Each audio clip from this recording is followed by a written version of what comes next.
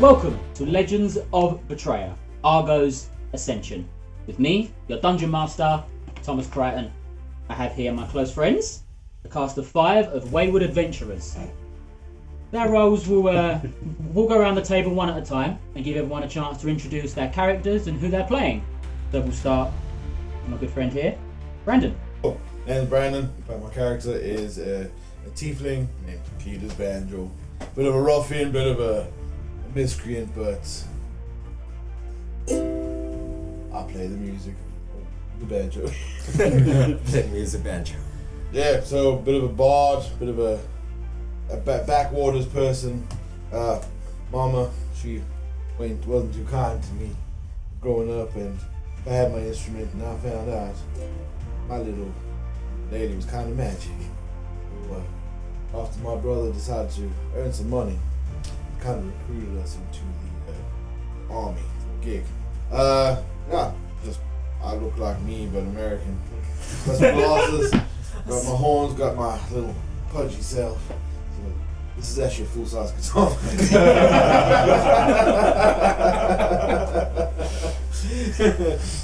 And I've got my magical bag of holding. There's all sorts of doodads and whatnots to help me entertain people as the inspiration to the team, as I would say. Is that good? But Kirby, Don't fuck who up. do you play? Oh, sorry. I play Karl Banjo. He, by the surname, you can tell is Cleetus' brother. Also a tiefling, and he's a sorcerer, but he doesn't know this. He gets his magical inspiration by Cleetus saying, "Oh, go and make that man disappear," and Karl does it. He doesn't know how he does it, but he does it. He's a bit skinnier than Cleetus. Cleetus ate all the food in the house.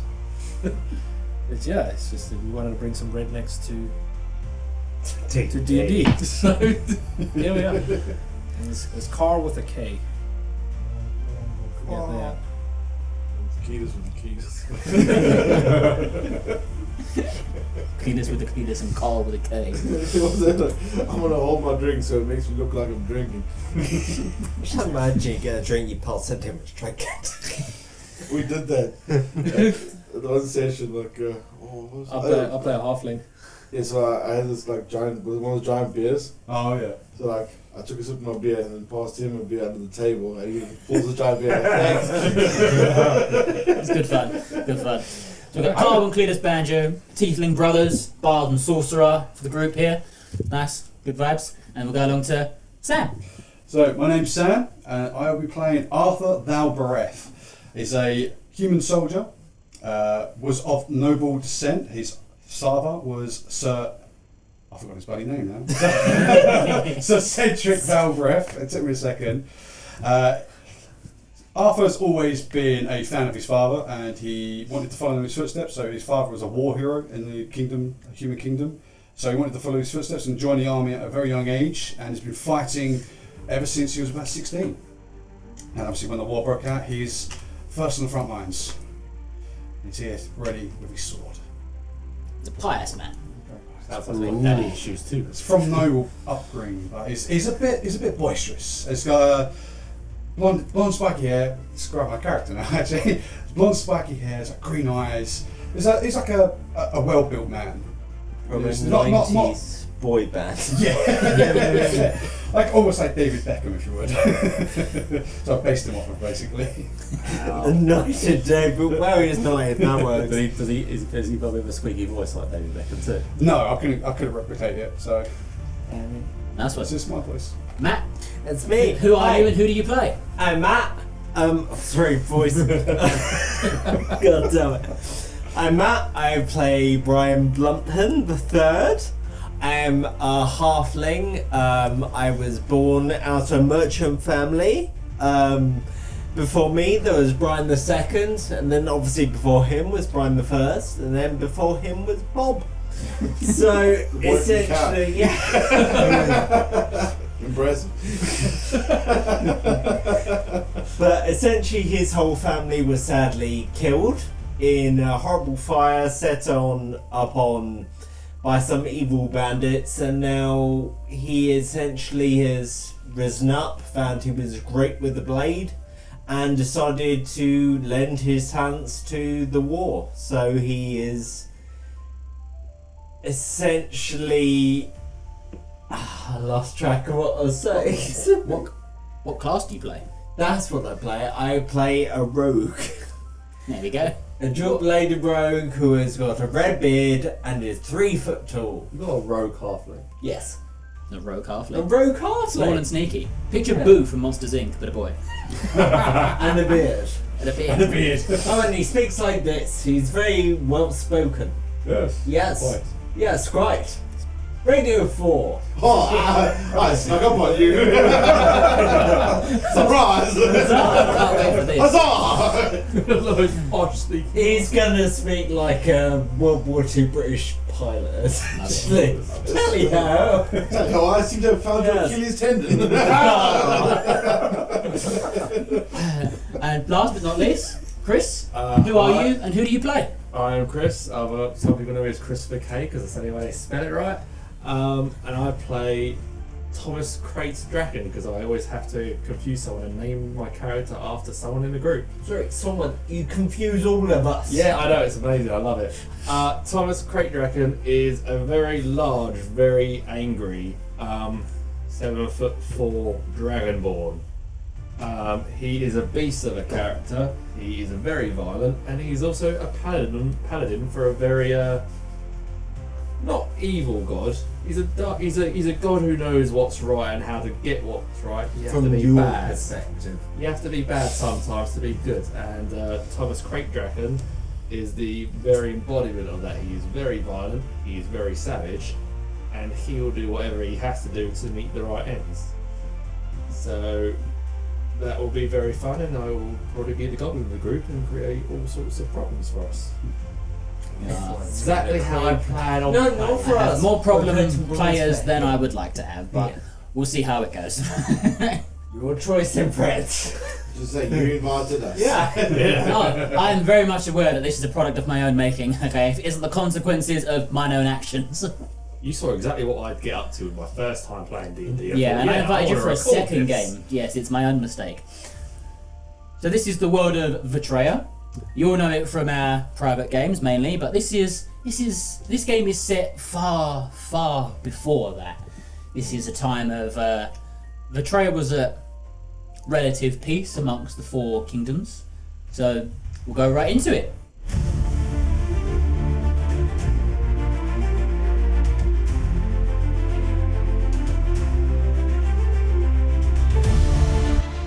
The land of Vertraer is one of it's a diverse land. There are many different races that live in relative harmony amongst themselves. You have the 4 main kingdoms on Vertraer: the elves of the north, humans of the east, the dwarves of the south, and the Aarakocra in the west. These are the 4 main powers on Vertraer. There are many other kingdoms and smaller cities and provinces and lords and ladies across the world, but these are the 4 controlling powers that you would all know. To set the scene, up until this point, Vertraer had been a relative calm period of peace. After the world's creation by the Heaven Mother Siaska, she created her children to help her control and balance the world. Her four children are Hesper, Saleya, Ava, and Palador. These children help her run the world in its... They all have a specific job or divine purpose that has bestowed them with. The gods walk amongst the mortals as living flesh beings. They are physical beings. They are not stories of myth and legend. They walk amongst you. Until the war began. About 3 years ago, there was a dark, crystalline rock and strange metal glowing hue of a ship, sky ship that appeared amongst the clouds. This descended and rained hellfire upon the citizens of Vertraer. The gods decided that it was beneath them to act. They decided that this was obviously of a higher power. It was an ordained event. They seemed to not directly engage and watched as the citizens of Vertraer put aside their differences and banded together in resistance of this evil threat. You all, where we stand right now, are on the midst of a battlefield. This is scorched earth. There are bodies everywhere. There are your fallen comrades. There are the fallen foe. This is the aftermath of the battle. We have, on one side, 2 brothers. On the other, a soldier, an assassin, and a paladin. You have all just finished fighting in this particular battle. So, what I'd like to do is to start with, we'll go through and see where and why the brothers are here. So imagine as the camera angle kind of pans across this scorched earth battlefield, there's craters and smoke still billowing out of the ground. There are small fires everywhere. It is riddled with bodies. This was a bloody battle. There are the dead physical forms of Argo's mechanical men who you've managed to push back in this particular instance, but don't be fooled. He is winning. These are the end times. So we'll go over and see where are Cleetus and Karl. What are they doing after this? Their first thrust into combat, should we say? Karl, why the fuck are we here? Cleetus, What the fuck are we doing here? There ain't no stage, boy! There ain't no stage! Cleetus, are those people gonna be alright? I made them disappear before you, but they're gonna be alright, right? What do you mean you made them disappear? You said they can go away. Vanish people He here. got the rabbit George. Now, Karl, you do know they don't come back once they're gone. Oh, You've been using those magic fingers of yours. I'm sorry. This is so dumb. Stop. I just wanted us to get money, and they said they had a gig, and I thought it would be a good show for us to play. This ain't a gig. You recruited us to the fucking army. I'm sorry. I'm sorry, Cleetus. I always said you were the smart one. Yeah, that's why I should have been done the talking. What we're gonna do now? We need to go find somewhere to have a drink, I think. Alright. Imagine as the camera kind of pans up out of the scene after we witness these 2 tiefling brothers arguing over how they've managed to find themselves in this complete bizarre scenario they could have never imagined. We'll pan over to a small campfire where we see the likes of a human man. He's a good-looking guy, but he looks tired. He's covered in blood at this point, I would assume. Knelt down around the campfire. What would Arthur be doing in the aftermath of this battle? So at the moment, Arthur's kind of just cleaning his boots. He's trying to rub off the blood off all of his armour that he's got. He's wearing this kind of like a breastplate over his chest. It's got like a little wolf ordained in the middle. Very hard to clean that bit. So he's got a little toothbrush at the moment. He's kind of like scrubbing out the blood and the bits of his fallen comrades out of his blood. He's just kind of looking a bit haggard. He's been fighting these mechanical warriors all afternoon. He's tired, But I have to swing this sword one more time today. I think my arm will actually fall off. I think after I've cleaned up, I need a drink. I need sleep. He's just carrying on cleaning, just kind of looking around, chaos. I'm assuming we're in a campfire, like a camp. Yes, Not in the campfire. Do not be in the campfire. No, there's a small campfire, and there's like a couple of waylaid soldiers. Some of them have literally taken off their cloaks and wrapped them up into little pillows and are trying to get some sleep in the mud. It's been a long day. We're probably sort of late afternoon. yeah, probably late afternoon at this point. So you're there knelt down behind your campfire cleaning your sword. The camera will pan up once more and we'll flash over the battlefield a little bit more, and we see a small man. He's only a few feet tall, but nonetheless he looks tired, and it's been a long day. I'm making flapjacks. What is I'm set on fire, I'm hungry, the battle's over, I'm just like, everyone needs food. So I'm at the campfire making flapjacks. Can I smell the flapjacks? Yeah, of course you can. There's probably It's picture- good to eat something. Are we together? It smells like mum's yeah, cooking. yeah, you guys are in the same. So We're in the same. you guys are in the same squad. kind of I like. want to be like squad, buddy yeah. cop with you, though. I want to Yeah. be right next to you, like we're just. So we've established that. Yeah. So in our session before, we established that you guys know each other. You guys have met on the battlefield and in meetings and stuff before. So you're not exactly close friends, but you know each other's name. You know you've met a few times. Let's start Brian, what are you making? I'm making flapjacks. Oh wow. I don't know why I've gone down, No, so it's meant to be regal. I've Tell you got my what, character. tell you what, can you do You me got a really favour? I am excited. making flapjacks. No, can you bring that same energy, but instead of flapjacks, do waffles and do donkeys? No, that's what I was trying to do. waffles. Making waffles. I am making flapjacks. Can I have some? Of course you can, Saunter Arthur. over. It's like, Also, why are you using a toothbrush? Here's an actual brush. Oh, You're going to thank you. spend hours doing That's that. the only brush I had. Hey, sell him the flapjacks. 10 gold. No. Okay. I'm not. But he's my friend. You're not here yet. You can make money for friends. What's Thomas doing at this point? He's trying to make sat money around out of his similar friends, campfire. apparently. Quick question though: this fight we've had, the drones or Argo's forces, are they flesh? They're a mixture of stone and wood and metal. They're what So no flesh. you've all been calling them mechanical men. That's how we made the fire. So no flesh. No. Oh, I was gonna eat one. I'm making flapjacks.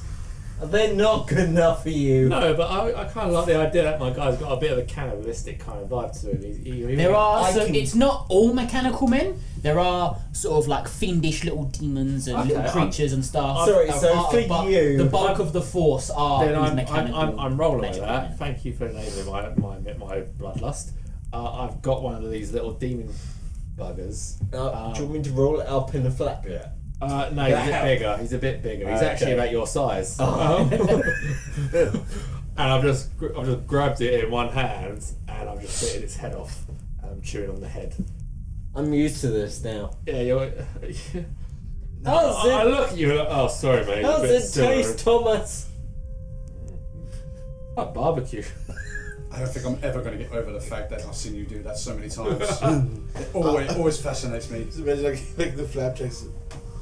So wait. Give me one of those flapjacks quickly. 2 hands on the spatula. Just gonna squeeze some of the blood onto the flapjack and have the flapjack. Oh no. That's grim. Oh wait, no, I need to do the voice, don't I? Yeah, you got So, it. oh, give me one of those flapjacks. Oh, sure, here's Thanks. your This will flapjack. go well. To like a ketchup bowl. No, I'll like us. No, I can't get. Damn it, why can't I get these easable, squeezable ones? I know his sword himself. It's the end. It's like, I knew when that happened. That's the brown sauce. Hey, my flapjacks are no well for their hygiene. sauces. You know what would go down well with that? Maybe a drink. Because I see where this is going. Seeing this, Arthur's a little bit horrified, and he kind of scoots a little bit away just to not get the blood on his, his. I'm nice covered in normal blood. I'm flapjack. bathing in As I blood. tap the butt to get some more blood out, a speck of poo flicks it off. I was clean throughout Because the bear in whole mind- battle until now. Because bear in mind, Arthur That's the is brown average sauce height stuff. for a human, right? He's sort of like subpar between, top end of 5 foot, 6 foot tall. So Thomas kind of towers over you by a good foot and a bit. He's a good foot taller than you. He's a big guy. He's a big, he's a big beefy dragonborn. He's a big beefy dragonborn guy. I'm still scooting away. I'm scooted away. We're just chilling here like, without drinking like this. I don't think we're at the fire yet. Aren't we? So Oh, well, you're fast. Is going to I smell think something. you've heard the You probably lot. see it from distance. You probably. yeah, After I've popped out some sauce or blood out of the little demon, picture it as like I've just a medieval tossed it battle behind camp. me. I'm just like, We just hear talking in the background. A bunch of men talking. We're like, I don't think we're in the right place. I don't think we're in Kansas anymore. if I'm tossing a little demon body away, can Episode I one, let someone? jokes are in. It must be a family. Someone like to throw it away. Oh, they're playing that game that Mama used to play, incest.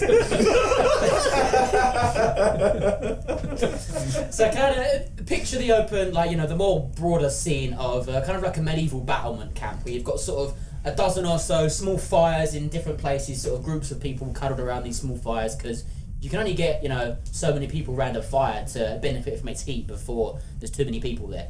So you've got kind of a dozen or so fires spotted around the area. And when you see going amongst the soldiers that are laying down on the floor, you can see all manner of species. There were orcs and elves and dragonborn and Goliaths walking around. They are going around checking on the wounded. You can see a couple of them carting away bodies and things like that. This is probably less than an hour after the battle has come to an end. This is the calm after the battle. And we'll see as the imagine, you know, set the scene again, as the camera kind of pans up and you get this wider view of the battlefield. We'll see a small, a slender figure, a human man. He's got sort of short brown hair just past his ears, like tied back in a bun on the back of his head.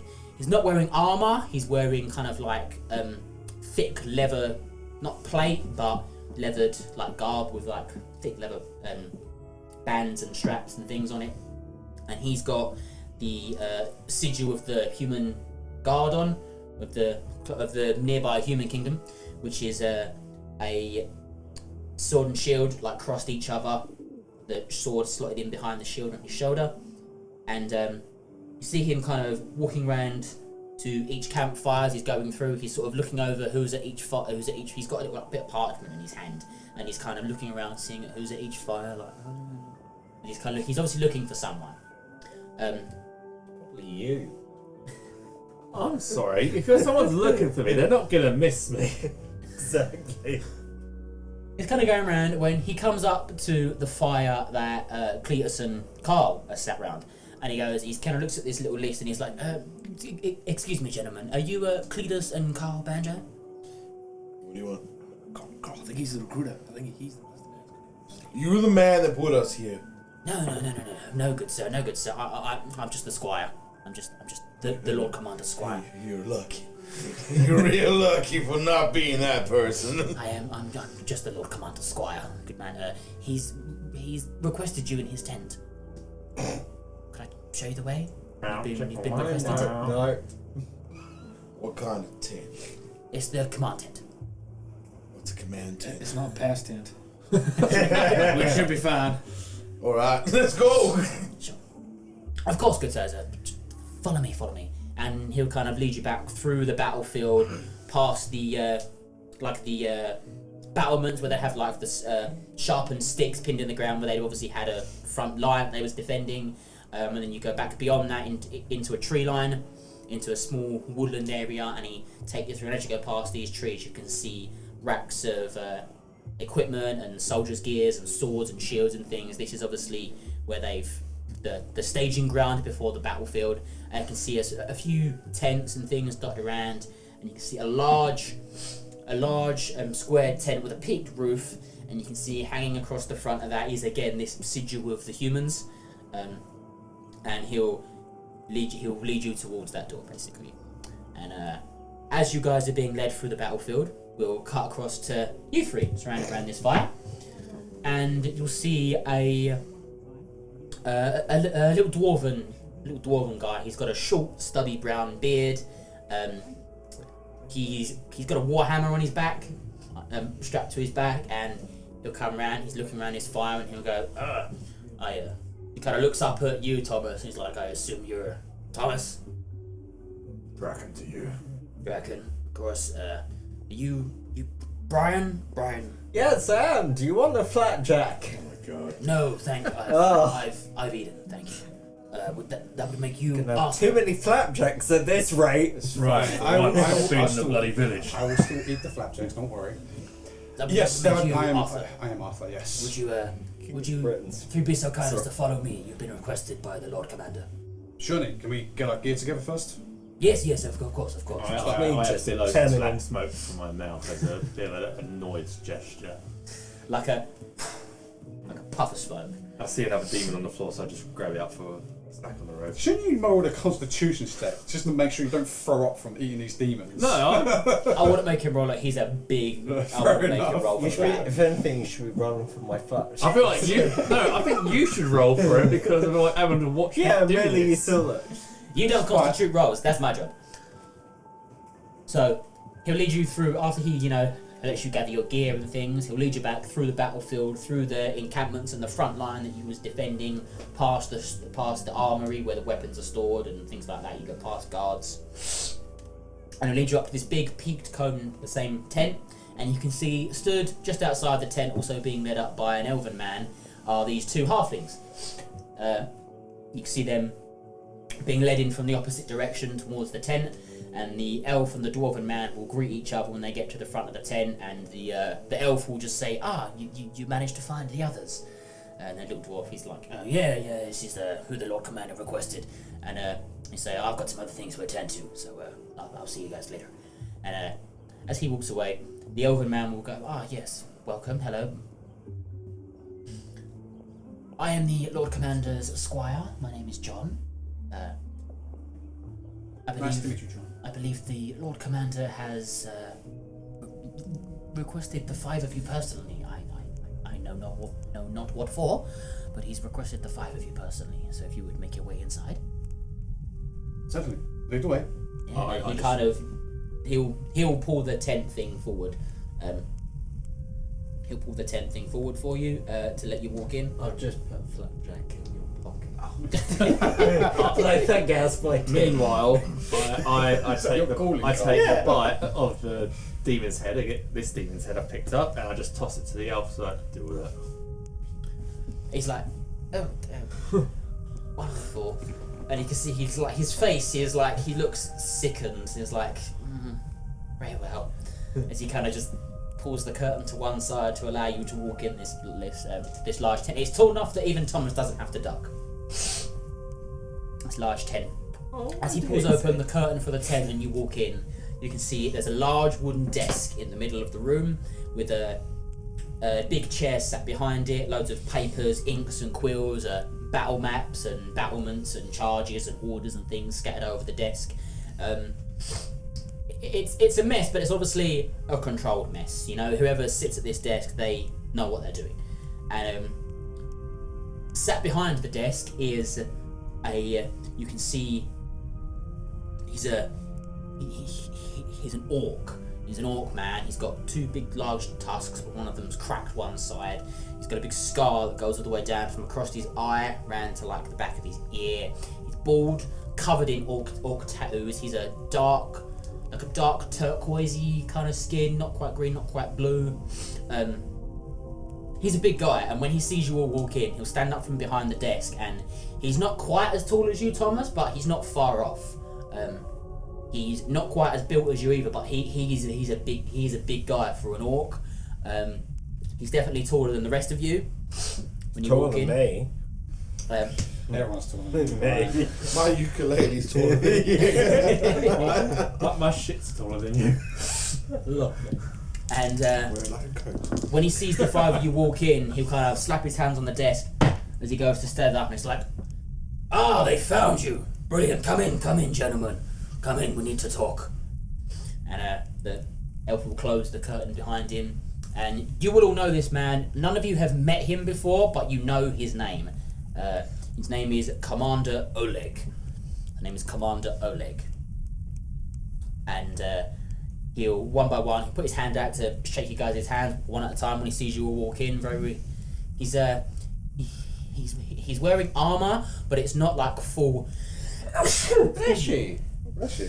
Thank you. It's not like full breastplate armor. It's like the under armor that you would wear underneath the scale mail, chainmail underneath like a full breastplate. And he doesn't have the insignia of the human kingdom on him. He doesn't actually wear a patch of any kind on this particular garment he's got on.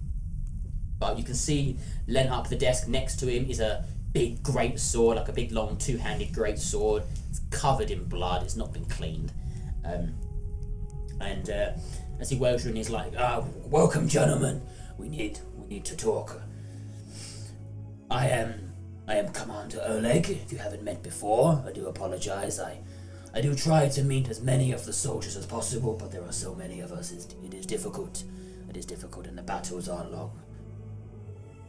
I congratulate all of you on surviving today's battle. It was a hard, long day's fight. We managed to push Argo's forces back, but we are still losing ground." Sure. Do y'all still need some entertainers? Entertainers? Yeah, we're a band, and we thought we were coming here to entertain the troops, but we got stuck in a fight. What instruments you play? Well, I got the magical ukulele. This instrument can become whatever I want it to. I would love to see you play. I am not sure who told you that we need entertainers. This is a war zone. This is the front lines. There's a fella in the Walmart parking. He's like, y'all want to have a gig? I got this cool gig that you guys can come in and play and work with the troops. And then I was like, yeah, sure, go do it. Yeah, we stuck fighting some people. I don't like fighting people's no, sir. I like to entertain. I do magic. You see, a flame comes out and it's like, that's really cool, right? Ooh. See, the little man knows it. He's like, watch this, check this out. Poof. Entertainers. Oh, I love it. Hey, right. This is the front line defense, my boy. I'm aware, sir. Entertainer. You are not soldiers? No. Are you not entertained? The look on his face, he's kind of a stoic guy, but he sees the joke there, but he's like, how did you find yourselves on the... This is irregular. Wait, are those the guys I threw earlier? I remember throwing someone at like one of the Argo's guys. I just threw these twins at them. Maybe I picked you up by accident, I don't know. They're not twins. They are twins. Well, they're brothers. They look so similar, I can't tell. Just because they have horns. I've been working on my figure. I don't know. Entertainers on the battlefield is no place for an entertainer. No, sir. How did you come to find how did you come to find yourselves here? Well, this boy over here heard the word gig, and he thought the gig was a performance gig. You have clearly been misled. Well, I'm trying to find the man that. This is the front line divisions.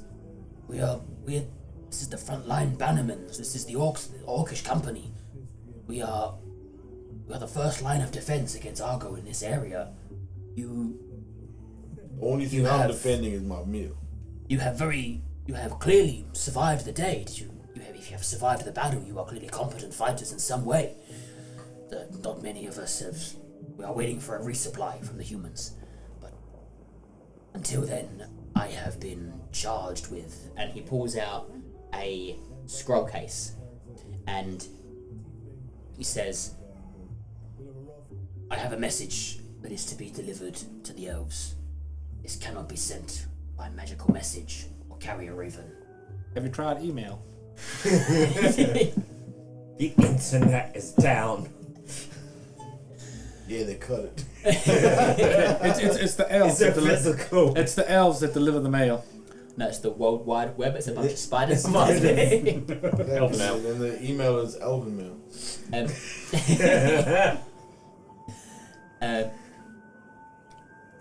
This message is of the utmost importance. It needs to get to the Elven King immediately, and I have not many men to spare. We're waiting for a troop resupply. But I was told by the scouts during the battle that the 5 of you seem to hold yourselves quite defensible against Argo's forces. Now, while I am sending you deeper into our own territory to begin with, the trek to the elves, you will have to cut through some of Argo's controlled territories, unfortunately. This message is of the utmost importance. If it does not reach the Elven King by end of summer, I fear the war may be lost. How far is the Elven King? I can just throw it there. Do I have to walk? I have no horses to spare. We're running Is low that on some kind of fat supplies. We run low on supplies of all kind. I am in great need of assistance. They say 3 to 5 days and they never turn up. I'll carry you for an hour at time for 10 gold. The Elven Kingdom is it's about 3 weeks travel north from here. The piper. We can do that, sir. Brian. Yes, Thomas. Hi. I will make sure you have what supplies I can spare for the journey, but you may have to find and forage your own food. Mostly, That's fine. I cannot spare supplies. We are down. You make flapjack? I thought I smelled something. Yeah. Plenty to go around, right, Brian? Have you got a wheelbarrow? I was telling him that's the smell of burning bodies, but no, he smelled them sweet stuff. Flapjack. I want flapjacks. Have your squire collect some of the dead demons for me. No, just make a I fire can. in the middle of the tent. Stop Don't worry about fire. Karl, make fire. Haha! Flapjack time! Have you ever roasted dead demon? I haven't tried it. Oh. I'm a fan of beef jerky. That's drying them, not roasting them. Have you ever tried butt jerky? It's really good. Above table, you will know that he described to you, in order to get to the Elven Kingdom, it is about 3 weeks of travel by foot, unfortunately. He cannot spare horses or men or equipment to help you, apart from giving you some rations for the first week or so's travel. But after that, you are going to have to forage and look for food and things. This is, where you are currently, is the very front lines of the human and elven-controlled portion of Vertraer. It is not completely destroyed as you travel north. There is a section in between here and the elves that is controlled by Argo, so you will have to pass through enemy territory. Just throw me over it. I don't think he can throw you that far, Brian. I think if you just, why don't you just choke him up and get him hot and tell us what's happening up above? I can see him! They don't have flapjacks! My wings are good for a solid minute's flight. I can just go up. We'll go up, go down perch, then go up again down perch.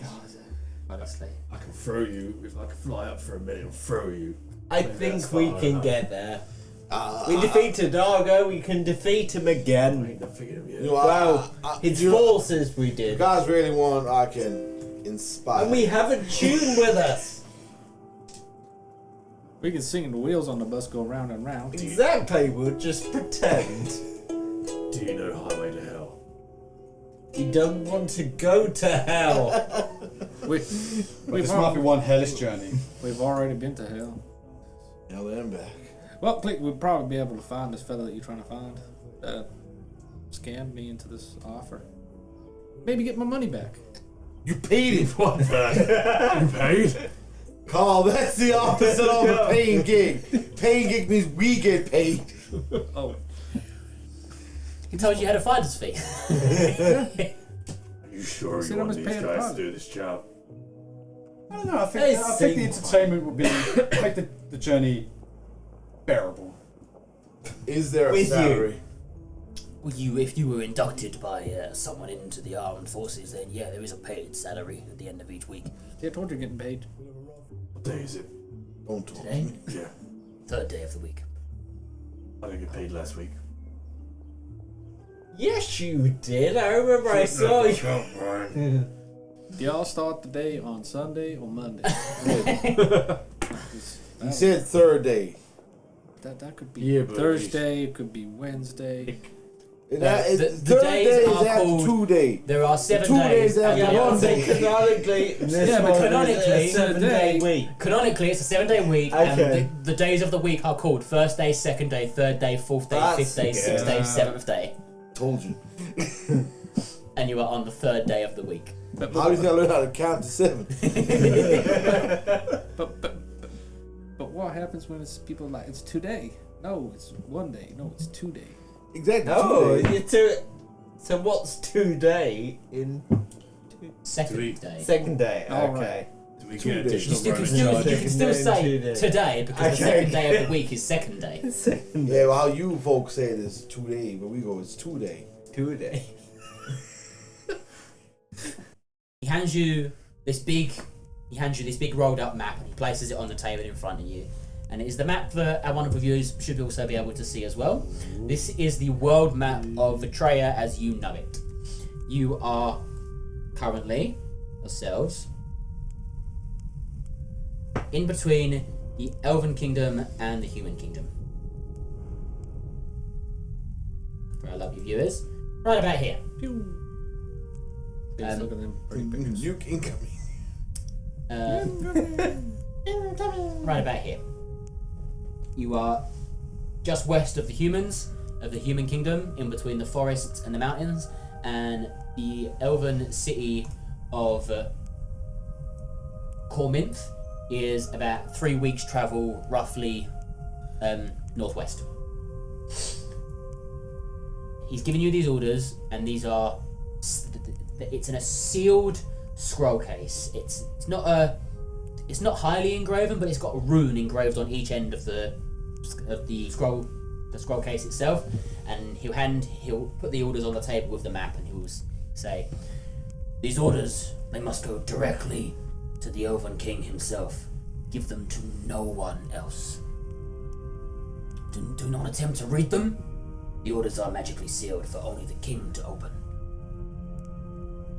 Called Downey. I want to see. My theory I'm going to is step forward. Sorry, I'm going to step forward and actually take it from the commander and put it in Yeah. like. Yeah, you've got like a satchel you can slide it in. my theory is it has like something that if somebody now you pass it to, they explode. I'm just worried you're going to go here, have it. There's a curse on it to make Yeah. people explode. It's not meant to have it. That scroll goes, curse of binding. In the scroll, take it. Take it. And as he hands you the scroll case, Arthur, before he lets go, he'll look you directly in the eye and say, "You must ensure me that this goes to no one but the king himself. This must go to the king of the elves." I swear on the family name of Valbirith, it will go to the Elven King. But they're dead. My family are not dead. What are you Oh, talking gosh. My affair. I was just My trying to see if you were a liar. Unless there's news I don't know. Are my family okay? I have no word of them, I'm afraid. I must go better. Right! But he's got the scroll. Right, that's better off. And then he explodes because he's gone in the wrong direction. 5 days later, he comes back, we're all still waiting. I just burp as you say, I hope my family are okay, and you just get a flashback to me biting a demon's head off. No. And Keep damage. when he does, he will again. Excuse me. He says, "The journey to the elves, it will not be easy, but from all reports from the battle today, you have all proven yourself as capable warriors. If you three are to travel as warriors today, I would presume that these entertainers, if they are not meant to be here, Excuse me, you just called us warriors. you would help escort them. I kind of like it. I like the sound of warrior. Warrior entertainers, perhaps." That's a mighty fine title. Oh, Mama would be so proud. Indeed. Your families would all be proud of the valiant work you've displayed here today. It's just a tear goes down Brian. We're all dead. Put a hand on Brian's back. It's okay. It's okay. You want to plunge it? Soaked in tears, it's all soggy and salty. Nobody wants it. I bake my feelings. Oh, Brian, we're on a battlefield. Where did you get the ingredients from the flapjacks? Because I haven't had one. I'm kind of feeling it's not normal flapjacks. It's a family recipe. You can see one of them is like an iron. God's lying in a bag of cocaine. It's flour. If it looks like it, must be it. Look, it resurrects the dead. He kept his family ashes and uses them. Oh, It's the family recipe. me. We were a family of bakers and we baked women dead as well. Bacon feelings. Exactly. Eat my feelings. And with that, he will bid you farewell and say that the sooner these orders arrive with the elves, the better for all of us. The elves are you will all know the elves are more of the more magical persuasion. Not many of them are physical fighters. They host most of the sort of spellcasters and mages, and they help craft a lot of the magic items used by the army, healing potions and things like that. And he would then say to you all, and I'm channeling his voice again, I will give you all the evening to prepare for your travel. It is a long journey, but you must leave first thing in the morning, if you would. Bless you. Thank you. My watch says 6 o'clock. I don't see first thing.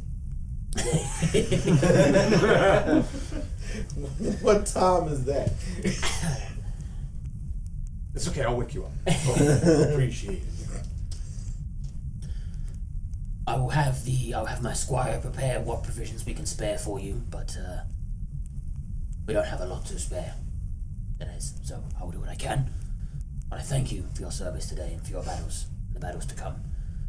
Have the elves sorcerers contact me when you arrive at the Elven Kingdom. With that, he'll sit back down at his desk, and when he finishes speaking, the Elven squire who was outside has obviously heard the conversation's finished, and he's opened the tent for you all. Oh, And thanks God, it was so fucking hot. And he'll say, I have prepared a suitable tent for you all for the evening, for you to rest, take stock of equipment and provisions before your travels in the morning. Would you like to follow me? Remember, bag of demons. And as you say that, probably another elf comes up to you, dressed in similar garb. He's another little squire of sorts, and he's got this big, leathered sack in front of him, and he just kind of hands it to you, like, I believe this is what you were wanting for. Grab it. As you grab it out of his hands, you kind of just squabble off as quickly as he can. I love squares. They're basically like little bitches. Brilliant. Karl, Please. that guy over there comes with baggage. Get it? You guys are currently about a week's travel from the Human Kingdom. Argo has concentrated most of his attacks as of recently against the humans. He has the Human Kingdom is the largest of the 4 kingdoms on Vertraer, and he's focused most of his attempts at invasion there. He's attempting to take out the biggest numbered army to begin with. Arthur, you would know that the humans, while many of them don't boast many magical abilities, they are of strong will and character. A lot of them are competent. They compensate for the fact that not many of them have magic by training a lot of their young and soldiers very well. They're a very competent army, but Martial skills. they're very good martial skills. Like martial arts. martial with Sword. weapons, skills. They're very physical fighters. A lot of them. No, not many. Some humans can do magic, but not many of them. For humans, it's quite difficult to do magic. I've seen humans do magic. They move their thumb. I'm still trying to figure that trick out. It's magic. I know, right? You can do that boring stuff. You can't like disembody your limbs. And Like a trap. Oh, wow. you can.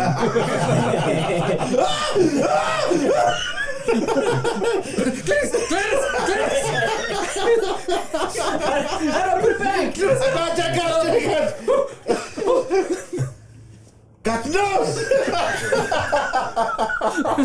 These are the conversations that go on between Cleetus and Karl while you guys are walking towards your tent. You can just hear them screaming at each other in the background. Like, what are you doing? Let's must stop! Cleetus, my nose! I can't smell none. You can't get me! Punching a running out! Brian, I can tell this is going to be a very interesting journey. Very interesting. He's going to try and eat his thumb. And as you are led towards the tent that you've been told you've been given for the evening, Arthur, you can hear. None of you can hear this. None of you whatsoever. There is no inkling or what all. But Arthur, you can hear that soft, sullen, disembodied voice that you normally hear. It's nor male nor female, more ambiguous and androgynous, like normal. And you can hear it over the top as it says, Arthur, my boy, it seems we're off on an adventure. Once again. You're back. I was wondering where he's gone. Is this in your head you're speaking to them? I'm about to say, Arthur, what are you saying? Yeah, it's in my head. If I try to speak in it, they're all going to think I'm nuts. Yeah. So Just start swatting. This voice will say to you, you know this voice to be Nim. The creature that you have a connection with this creature. You've never, apart from the one time, they don't ever physically manifest, but you can always hear them, always there. And they will say to you, seems we've been paired with an interesting group, to say the least. interesting is a good word to use. He looks over as he says that. You can see these two just like, you know, how brothers do, like the head of each other, like pushing each other in the. I can tell this journey's not going to be boring, at least. Made a croissant, during the croissant. I rip off one of the demon's fingers and shove it in the croissant. That's a croissant pop. It could be very me baking goods and you just Even off limbs even there. parts. Yeah. Sorry. Croissant. Croissant. My croissant. What Pringles? And Nim will say to you, they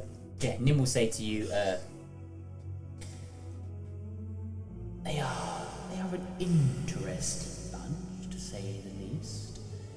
Not the normal company I am used to, but we'll make it work, I suppose. I would not tell them of me just yet. Gauge their depth of character. And as she says, as this voice says depth of character, you can kind of see the look on everyone's face as this grim dragonborn is chewing on meat and croissant, and the little halfling man just kind of bumbling behind you. You're right, sound like you coughed it. A croissant. I said croissant. As Use the these- tissue next time. These two tieflings are sort of arguing as you're walking along. I don't think they would I don't think anyone would understand our arrangement. It's best to keep it to oneself, I would presume, for now. I think with the brothers, I think it might go over their head a little bit. But I think when it comes to it, they'll be dependable. They survived the battle. I think they're dependable. And I've known Brian We and shall see. I've known Brian and Thomas for a while. They'll come through. But I'll do as you say. I won't say anything. It's fine. I think it would be in our best interest in this partnership to not divulge of my existence quite yet. That's fine. Believe. You can hear when they speak to you, their voice kind of shifts from sort of male to female to like a little bit sort of staticky, robotic-y kind of. I can't quite do it in my voice, but you know the kind of vibe I'm I get you. bringing across. Yeah. Production. Feels like robotic. I'm kind of getting the radio demon vibes from Husband Hotel. No, not in that kind of aspect, but yeah, but so none of you guys hear any of this, by the way. It's only Is Arthur kind of like lost in thought though? it's only Arthur that can hear. It's up down to Arthur to describe what this looks like when he's talking. So I'm just kind of focusing on one task. So I didn't finish cleaning my armor, so I've gone back to cleaning my armor and my sword. And as I'm kind of like monotonously just doing that, I'm also lost in my head speaking to Nim. Yeah. So I'm not really. Now and then I kind of get glimpses of what's going on around me. I see the brothers chasing each other. With Cleetus got a nose in his hand. You know, Brian's like, Brian's got the croissant. He's like, here, have some more. To Thomas, I'm just kind of carrying on. Hey Brian, where did you get the croissants from, man? Family secret. No. These look like they're just rolled up flapjacks. You know my family secret. You liar! You keep recycling all the bricks. Look, I made chips. These are the same croissants, you just cut them in front. However, that it's in the early dusk of the evening now. So you were led to this tent. It's not a massive tent. It doesn't have like separate rooms in it. There are just like 5 bedrolls laid out for you, like fresh bedrolls laid out for the 5 of you. Like one big common room tent basically. That would be given to a small squad or platoon, and the elf that's led you there will bid you adieu, and he'll go to walk away. But as he does, he'll turn around and he'll say to you all, "Good luck on your travels, and may the light of the Heather Mother be with you." Give him a little pat on the head. It's fine. We'll call through. And he'll kind of scurry away for the evening. Arthur, do you have any idea how patronising that looks? Did it? You just patted the elf on the head. I wasn't usually tall. I was a kid. Yeah, they were only a little teenager, not very. Squires are normally young. Just don't pat one on the head, that's just weird. It would be weird if you pat one on the head. It looked like you're trying to Everybody eat looks small to you, Thomas. As we'll kind of fade into the early evening of the day, you were given this scroll case. Arthur, you have it, and Just along with the touching map, it. this. along with the map that you were given, it is just a basic world map for you all to refer back to as and when you need to. This will also go on the Patreon as well. We'll put the map on the Patreon and in the Patreon Discord as well. Plug for the Patreon. Don't forget. And as the evening gets darker and a little bit colder, there's a space in the middle of the tent for you to build a small fire. You can quite easily build a small fire if you like. And we'll go as the evening ramps up. The air goes a bit more brittle and still and cold as it normally does at this time of year. You can still hear people rustling around outside. It's not exactly silent, you know. There are still soldiers moving around. There are patrols, guard patrols going on and things. As the sort of guards that were attempting to get some sullen rest during the evening sort of come to life and swap place with the guards that have been on duty all day. I will now leave it up to you guys to, you are in this small tent. There's nowhere to hide from each other. To get to know each other a little bit. Just talking about, I can hide anywhere. I mean, You're like, Dad, you got something what to do. could probably hide in Thomas's cloak, just. Just into his arm. it just clings to his arm. Can't see me. Like a leech just on his back. Yeah. Thomas just deploys Brian. Deploy Brian. Just throws him like a cannonball. Like a Puss in Boots, just like a Brian Ninja Star. I hand it over to the father. You sat in this little tent with a little campfire in the middle of the early evening. It's about sort of 7 o'clock-ish, give or take, of the evening. You all? What's everybody doing? What do you want to do?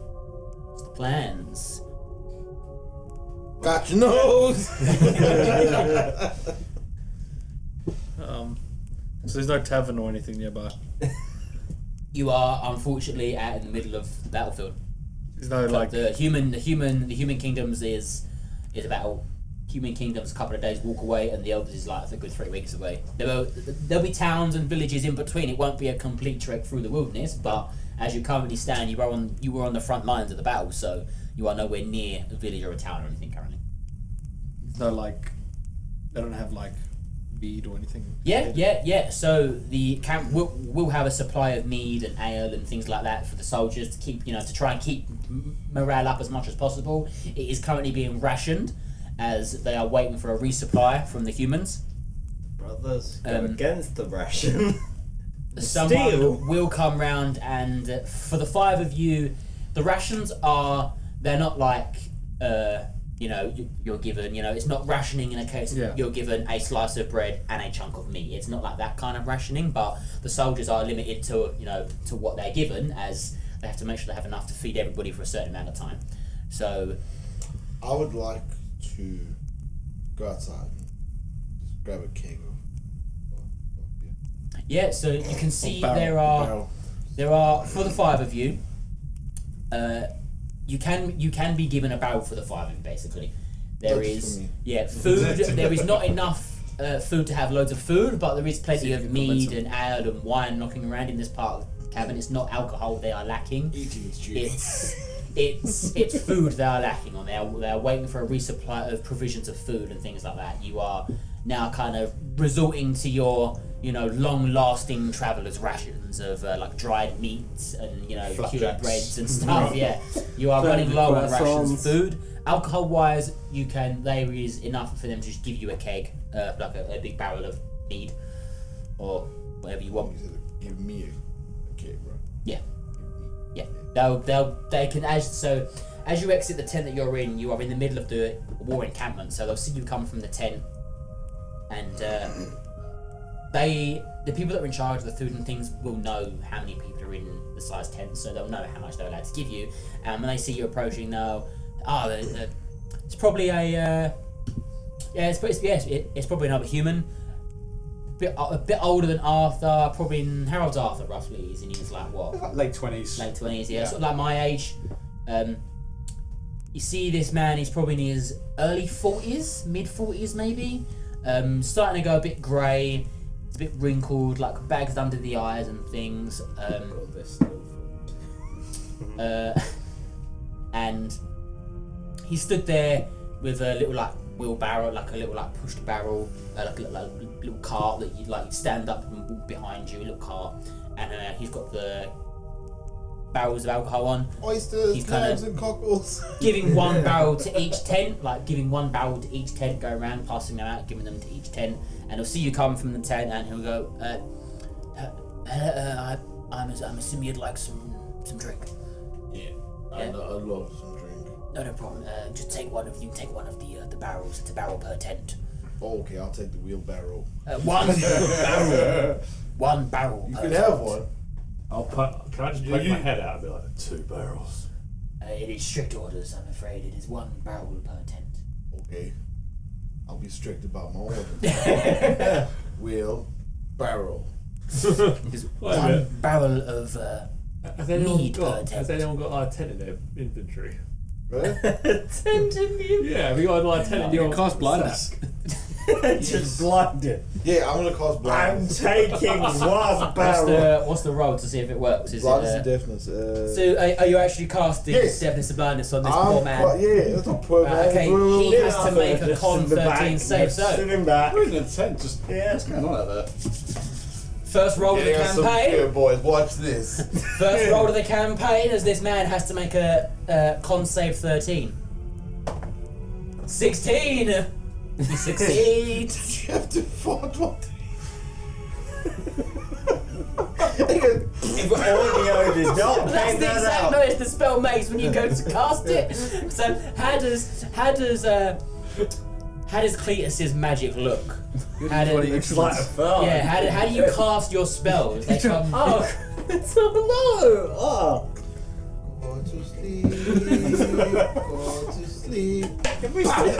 That's a sleep spell. So you go to cast this spell and You could have cast sleep. it doesn't work. You've already cast deafness and blindness, so I just cast sleep now. you're casting sleep That afterwards. was my spell, and it just. You cast deafness and blindness. That was what you tried to cast on him. I asked you, and you tried to cast deafness and blindness on him. Like, is it an attack spell? Is it an attack? Deafness and blindness. It's kind of like an effect. It's not a direct. You don't have to make physical contact with them. No, but isn't it an attacking roll?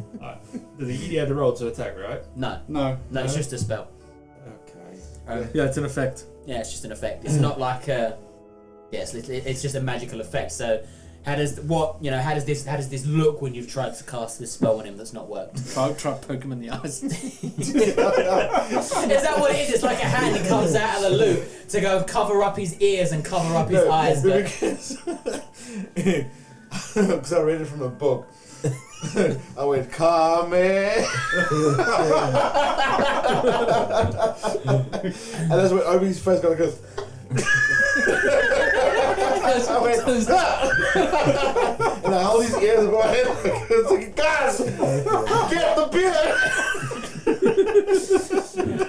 this old man in his like late 40s, he's like, he sees these big burly hands come towards his face, and he's just as he like jumps back, and Guys, it's not working.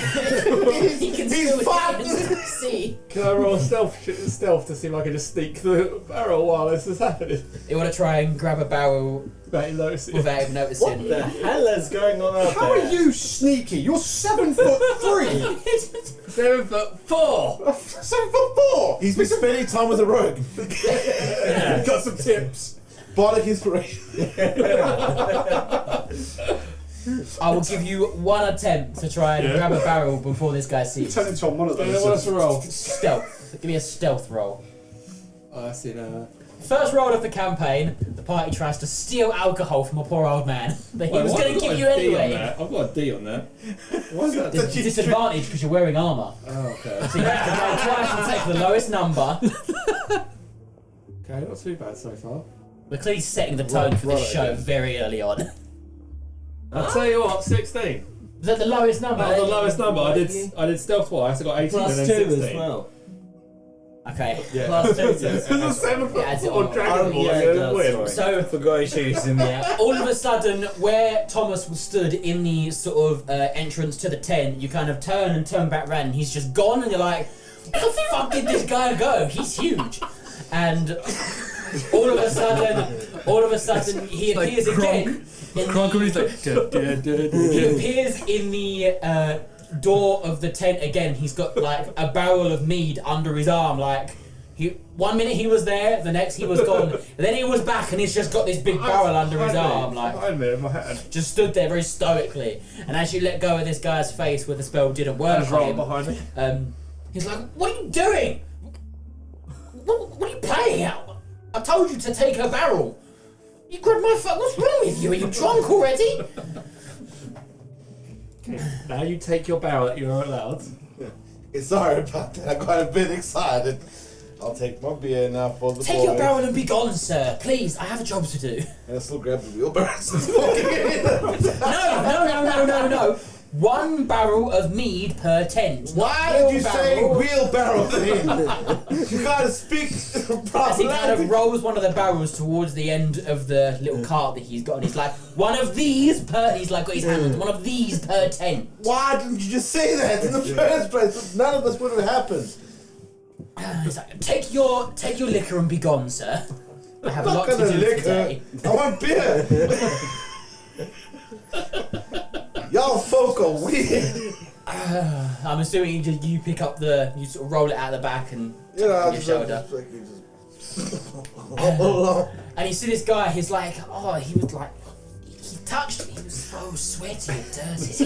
It's like horrible. He's like wiping his face, like on his cloth, just like, Why is there chicken on it? it's like, that's disgusting. As he just kind of wanders off to the next tent, like looking back, like, I'm not Am back I there. missing a case of beer? As he actually, I'm gonna roll see if he notices Oh, yeah. that. No, man.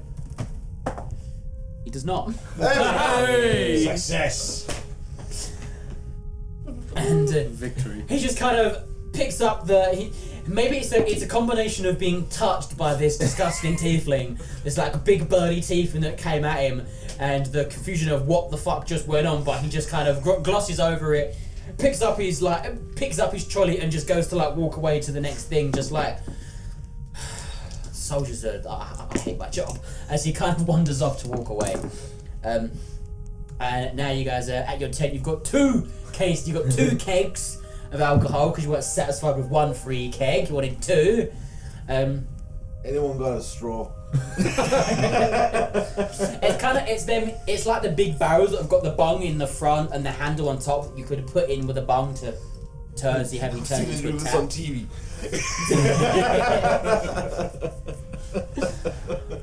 Wait, has anyone ever done a keg stand? Well, what is a keg stand? You know, you should put, you have them stand upside down. And Yeah, you don't have a pump. Brian, do you know what this is? I do That technology not. to pump it out of a keg doesn't Okay, I'm exist. just They gonna- just put a pump. They put the keg on a wall and pluck a tap into it. I'm just gonna hold. If I just hold the barrel up, and I stab it into it with my thumb, and then just like lift up Brian and hold him upside down against it. Suckling on it like a bottle on a teat. Just Interesting. I've never seen it done that way before. bear in mind, this barrel was probably bigger than you. Well, probably as big as you are His tall. body just expanding. Yeah, Brian, get drunk. Can I do it? Well, Unless he argues it. at the end of the day, I don't think I have a choice. I think I'm just so taken. I'm just gonna. I was just minding my own business. And all of a sudden, you feel a dragonborn hand on your back. Just Thomas. Oh, what is this? Jump. as you can see, this big burly dragonborn holding up this keg of this like barrel of mead on one palm. With the other hand, he lifts up. He lifts up this little halfling man and just smashes his face towards the barrel like drink. Right. Roll a Constitution saving throw. Brian, swallow. Oh yeah. He's just chilling. Con saving throw. Why'd you get the straw? Oh, it's reeds. Maybe made of reeds. Okay. Just a straight roll. No bonuses to No. 9. 9. And the 9, I'm gonna say, as you are being force-fed alcohol into your face, you can see it's like dripping and spooling all over his chest and onto the floor. It's going everywhere. As you're being force-fed, you can't swallow quick enough, so you're just like until your face is forced off the barrel, and the barrel continues to spew alcohol into your face, and you just throw up on the floor. I ate a lot of flapjacks. Oh, it's chunky. No. This rum is chunky. I'm just gonna hold the barrel up to my mouth for a bit and just drink that. It's chunky. You're still holding me. Yeah, I'm still holding you. He's just now just like this, holding Brian like this, suckling on it like a baby cow at the teat. Where did you get that second one from? They wouldn't give me an extra one. I stole it. That's not very honest of you. You gotta just tell them. Works a lot better. I'll tell him when we're leaving tomorrow. Alright. Well, I'm asking. As we go into the evening and you get significantly, well, you two get significantly, Does anyone else Brian. want to take stands? you are, I called After it. seeing me, I I'll doubt just it. hold on a little tanker, so I'll have some. But I don't Right. say that. I'm still distraught I'll after just- losing I'll my just nose. hold it to my- Brian, you are absolutely plastered. I am. You are slurring your words, you can't stand, God. you can't, episode 1, Brian already can't stand. He's already wobbling. You can see, to describe it, this little halfling man, he is like, it's like when, have you ever given a child like too much sugar and they're just like all over the place but not quick? He's just like fumbling. You know, he can't. He's like a puppet of Pinocchio on string. Just like his arms are flailing everywhere. He can't help but decipher what's going on. He's just. I'm going to try and beg something. He's completely and utterly just Mr. Pan. disgustedly distraught. Fire. I'm going to try and stop Brian from doing what he's doing, just in case he burns the tent down. He's just all over the place at this point. I'm going to try and put Brian to bed. I'm gonna stop you. Leave him. I want to see what happens. I don't want the tent to burn down. Here, Brian, make You me a got armor flapjack. on. You'll be fine. Flapjack and clock. Assholes are just flapjacks. Oh my god. Thomas is not destroyed because he's fucking shit face. You lied to me? I can't lie to you. While all this goes on, I'll just like this in the corner. So. you hear that voice again, and all it says is, "Better you than me." I can't deal with this. Mother, Give me a minute. you look distressed. What? Have you got tinnitus? No, I'm just tired. Hey, Brian, are you okay? Hey, Brian. I'm fabulous. Brian. Yes, Thomas. Spell tinnitus. Q. I think backwards 0. Karl, look at this fancy boy spelling. He's quite cute, isn't he? I know, wait a minute. I fancy reading. Give me that scroll. That scroll. No, Brian. That scroll that's in your pocket there. No, Brian, you can't have this. I go for the scroll. Roll with dexterity with disadvantage because That's fair. Do I have to roll opposing? you can roll opposed dex to try and stop it. Dexterity. You get that. Oh, yeah, Is After, it just straight dexterity check? after it's a saving throw because he's coming at Oh, you. it's saving throw. Yeah. That's fine. But because I'm a bard, I want to call shit. 20. What? You roll it once or twice. Oh yeah, I've got you twice. You're right. Disadvantage because you're drunk. Disadvantage. Ooh, so 16. Oh, 16. What'd you get? 16. 16. Ooh. Okay. On the side, I cast enhanced ability. What does enhanced ability do for us? You touch a creature and bestow upon a magical enhancement. Choose one of the following effects. Bull strength. The target has advantage on strength checks. Oh no, he needs. Oh, it's the He needs a dex. dexterity. Yeah, it was a dex check. Intelligence, wisdom. You know, it just fucking bears endurance because why not? Target has advantage on constitutional checks. It also gains 2d6 temporary hit points, which is. Oh yeah, there was it. I cast Cat's Grace. Target has advantage on dexterity checks. It also doesn't take damage from falling 20 feet or less. Okay, if that's the case, then I will say rather than taking your disadvantage roll, you can roll it once more as just a flat roll. And whatever the outcome of that is, that's the outcome of the roll. We'll go with that as a ruling. Because he's Missed off! I gave you disadvantage, but he's giving you advantage. So That's fine. I got 14, so that will be 17. 17. So you managed to take the scroll out of Arthur's that's sat inside his breastplate. What does this look like when you cast this spell? Was it little I just shuffle over. like a kid when they shuffle across the ground to try and get static electricity? Just You get like a little. Arthur, how the living fuck did he take the scroll from you? He's very nimble. He's drunk and 3 foot tall. Thomas, help me here. We've got to get this scroll back. It's about the size of me at the moment. so when you've got this scroll is probably about like the size of your forearm. Oh, okay. Like, it's a big hefty It's thing. hefty. Yeah, for you it is, Can I yeah. just do a big sweeping grab to grab him?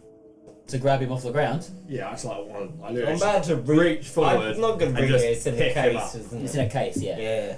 Yeah, still just grab him and pick him up. You just lift him up off the ground. Yeah. I'm not even going to make you roll Yeah, for that's that. fair. You can just pick I'm him just up. going to take my claws and just going to be like, ding. To try to pull the scroll off his Yeah. hand. You roll a strength save. Okay. Do I have to roll strength? No. 4, Or, so. yeah, no. You just pluck it straight out his hand. He doesn't. There's no fighting it. You just tink this scroll out of his hand. Thomas, maybe hold on to it for the time being. It might find it a bit harder to get it off of you. Yeah, I'm just gonna strap. I'm just gonna tie it to like my shoulder. Yeah, it's got a little like it's in a case, and this case has a little strap on it, so you could just like. I'm just gonna put it in around my shoulder. Yeah. Can't reach. So it's just me and the girl. Dumbass, what are you doing? It's like when you hold something up with your chin and it's to like. read. Is there a post? Is there a post? No, there's not. There's not a central post or something I can. There's a postman holding the middle of the tent up. Yeah. Can I just hook him up? Hook him up. Yeah. Just hook him up by his collar. Yeah. Sure. Yeah, I'm just gonna rest That's him fair. 6 feet off I the see. ground. He's now just hanging off the I'm ground. just- It's like Eventually, I'm just going. I'm just like there. yeah. He's Just we sleep. Brian just completely passes out, hooked on a post. I know I'm going drunk, but it's totally worth it. Oh dear. Well, that was fun. I really enjoyed that. Cleetus, might you play a song for us? Just to lighten the mood. For edits' Well, it's not sake. light enough. Yeah. So as the evening comes to a close, it's late evening now, and if you would like Cleetus to play you a tune, Cleetus can play you a tune. Your little ukulele that you have, Cleetus, in game, it's a very well crafted instrument, right? It's like a nicely crafted. It's not like a. What is it? We can see your physical ukulele here, but for podcast listeners, what does your instrument look like? Well, it's the handcrafted wooden ukulele, of course. It's not varnish or anything like that, so I get split. It looks more like just chipboard put together. It's almost like a banjo. It's almost like a banjo. Yeah, it's got much rounder bottom. Doesn't have the snare skin on the Yeah. top. The fretboard is just upside on knobs. Yeah, 'cause everything else is hammered it right in the wood. But got the thing. But when I reach on the inside, it's got a little, it's like a leathery pouch. It's got like things inside, so I reach inside, and as I pull, the banjo just falls inside out and becomes another instrument, as I need and when I need. So I play the banjo, I reach inside, I pull out all this stuff. Because I'm a big guy, they look quite small in my hands. You can see that when he puts his hand inside the hole of the banjo, he kind of pulls out the beginnings of another instrument, but then the banjo, it folds in and out on itself and kind of disappears into itself almost and becomes another instrument. But it's the instrument it becomes. It's a very little instrument. It's very tiny in his hands, but it's quite a sight to behold as his banjo turns into another instrument before your very eyes. It's like a Russian doll, just gets smaller and smaller. Transformers need something more essential, more fitting. So I reach inside, folds inside out, and becomes a harmonic. Aww. Right, you're passed out. I'm sorry. I'm gonna play us out on train. Hey soul sister. Hey soul sister. Hey Mr. on the radio. The stereo, the way you move ain't fair, you know. Roll a performance check for me, Cleetus. 20. Hey, you're drunk too. D20, yeah. Oh yeah. I've been drinking. I'm not That and drunk. it's a performance, so It's a 30. That was nearly a 13 one. plus anything. Yeah, you I'm have a on performance stat. I'm on a chord screen right now. And then we're going to get to the other thing. You have a performance stat. Plus 7. Plus Okay. 7. It's a 20. Wow. It's a 20. So yeah, this little performance that he does, it's sullen music to your ears. It's some of the best music you've heard in a very long time. Oh, it's lovely. It's soft and sweet and somber as the night fades. It's real soul music. Might as well when the cousins were over. Arthur just falls asleep to this. Yeah, It's you so can all good quite stuff. suddenly fall asleep to the soft, sumbering sounds of the one and only Cleetus banjo. And with that, that's a nice place to end on the very first episode of Legends of Vertraer, Argo's Ascension. Ladies and gentlemen, very first episode.